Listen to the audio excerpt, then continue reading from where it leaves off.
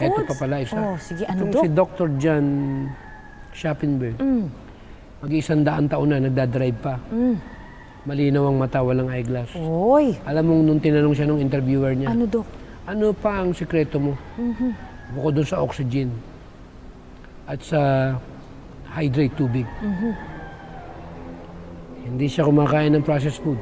Oy, No processed food. At ang good news ito, ano, Dok? 100% vegetarian. Amen.